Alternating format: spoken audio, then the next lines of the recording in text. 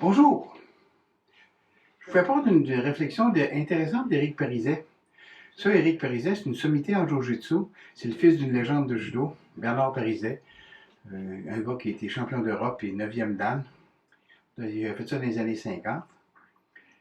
Et je suis entièrement d'accord avec la position de Parizet. Entièrement d'accord. D'ailleurs, ça rejoint une importante portion des directeurs techniques puis des profs de dojo, aussi bien au Québec qu'en Europe ou au Japon. C'est bien évident que je vais déborder du texte pour y ajouter mon avis sur certains aspects. On parle de professeur versus entraîneur. Professeur et entraîneur, ben c'est pas pareil. Les objectifs sont différents. C'est la même affaire pour les qualités qui s'apprend pour chaque métier, à chaque fonction. Là. Puis en plus, ben, la clientèle auquel on s'adresse, ça n'a pas même visé, ça n'a pas les mêmes buts. Sans professeur, il n'y aurait pas d'entraîneur. Parce qu'on ne peut pas entraîner une personne qui ne possède pas un bagage technique, même s'il est minimal.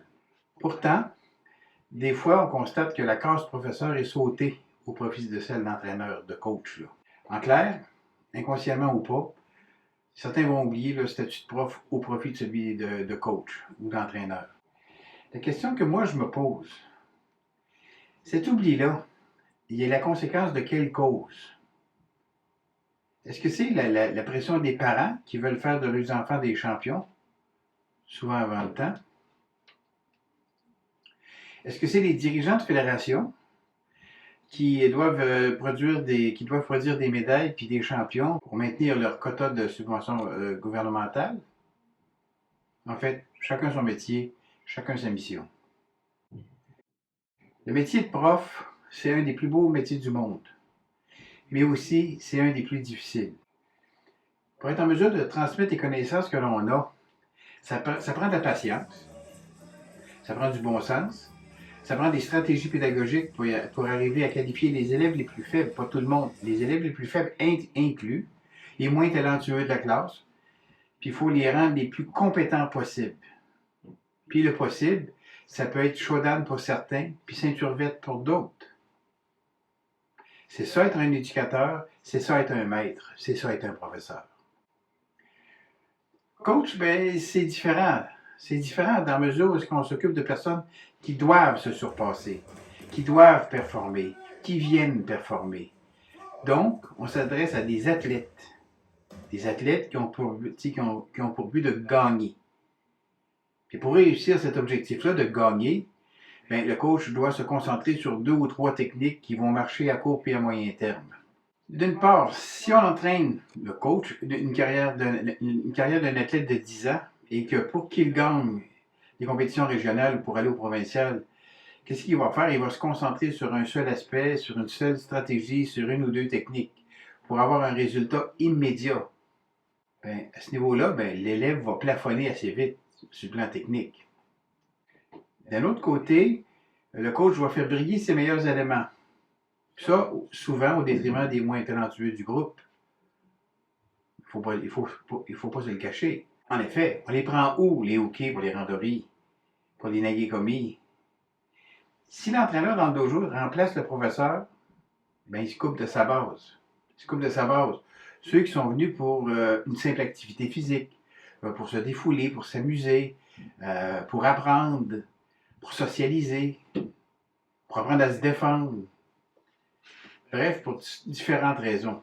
Puis ça, mes amis, ça représente une vaste majorité de personnes qui sont dans nos dojos actuellement, qui peuvent être mises de côté ou tout simplement, ben, quand ils vont regarder comment ça marche, ils commenceront tout simplement pas. Parce que c'est pas ça le premier but. Quand quelqu'un arrive chez vous, dans votre dojo, demandez-lui donc s'il va être ceinture noire ou champion du judo. Puis écoutez bien sa réponse. Les deux peuvent être compatibles, mais trop souvent l'entraîneur oublie le professeur qui est pourtant indispensable. Que les compétitions puissent être proposées, ça c'est bien correct, c'est même nécessaire à un certain niveau. Mais elle est souvent imposée, parfois insidieusement. Et bien des fois, ben des fois, beaucoup trop tôt. Beaucoup trop tôt. Moi, j'ai vu des athlètes de 8 ans. Des athlètes de 8 ans qui ont 4 heures de judo dans le corps. Oui, 4 heures de judo dans le corps. Aller faire les Jeux du Québec. Parce qu'ici, au Québec, les Jeux du Québec se tiennent la dernière fin de semaine de janvier ou la première semaine de février, et que les inscriptions pour les cours pour la deuxième session viennent de recommencer, pour la plupart le 15 janvier ou à peu près dans cette date-là. C'est sûr que dans l'esprit de certains, c'est beaucoup plus valorisant de s'occuper d'une élite. Mais encore, il faudrait peut-être définir le mot élite. Et surtout, en avoir les capacités de les amener, ces gens-là, l'élite, là. Puis ça veut dire ça, de reconnaître ses limites. Puis se reconnaître ses limites, c'est pas facile pour plusieurs d'entre nous autres. De plus, vous savez, un bon entraîneur, là, ça doit être un meneur d'hommes et de femmes. Et il y a des qualités psychologiques, qui est capable de s'adapter. J'ajouterai, aux besoins émotifs de chaque athlète.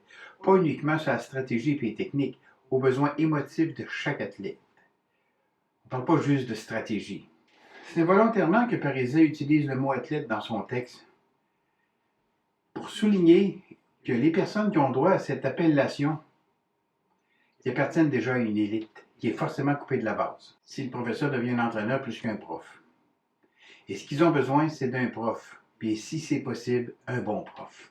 C'est de là l'importance qui doit être donnée à la formation des futurs enseignants, pas juste les futurs coachs. Même si c'était juste pour leur faire comprendre la différence entre professeur et entraîneur. Juste pour éviter la confusion. Commencer à entraîner avant d'enseigner, c'est comme apprendre à plonger sans que l'élève sache nager. Ou pire, disait Parisais, dans une piscine où est-ce qu'il n'y a pas d'eau. Parisais conclut en disant que la description faite dans ces lignes, c'est pas une règle générale. C'est bien tant mieux. Mais il faudrait être prudent pour que ça ne le devienne pas. Puis ça, mes amis, ça reflète mon point de vue à 100%. 100%. Si vous avez aimé la chronique, ben vous savez quoi faire. Mettez le pouce en l'air. N'oubliez pas d'activer la clochette pour les notifications afin de recevoir les vidéos qui sortent toutes les semaines. Et surtout, abonnez-vous à la chaîne Martial Manvaux. C'est une chaîne qui va parler de pédagogie, qui va parler des grands maîtres, qui va parler de différents aspects qui nous intéressent tous. En attendant, n'oubliez pas d'aller pratiquer une fois, deux fois, trois fois par semaine au dojo. Je vous salue et à la prochaine.